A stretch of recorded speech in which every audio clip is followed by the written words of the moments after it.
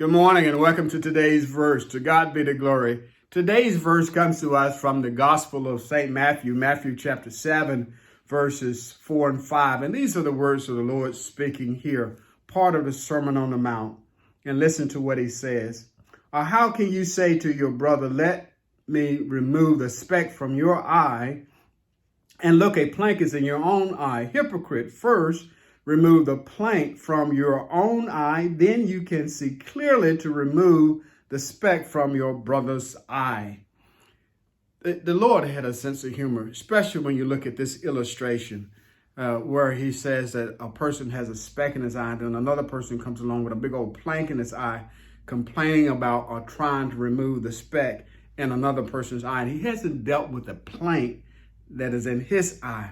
Obviously, it is an exaggeration, but it will get your attention, and he will make the point clear what he began with at the beginning of this chapter, and that is that we're not to judge. Judge not, lest you be judged. And the Lord is not forbidding spiritual discernment, as we see in 1 Corinthians chapter 6, verse 5.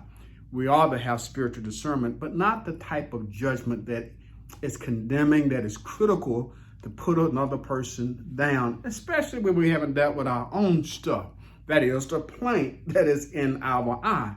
You can't see clearly with a plank in your eye to be remotely concerned about another person. Hypocrite, he calls it. Deal with your own stuff and don't play God. Let God do the judging. He's the one that shall judge, because only he knows what's going on beyond the exterior that we see. He knows the heart. To God be the glory for the great things he has done. I pray that you would meditate upon this verse. It would be a word of encouragement to you as you go throughout your day today. Have a good day. We're beginning Monday morning, first day of the week. Have a good day. Set your mind on just enjoying this week and meditate upon this verse. Then tune in again tomorrow.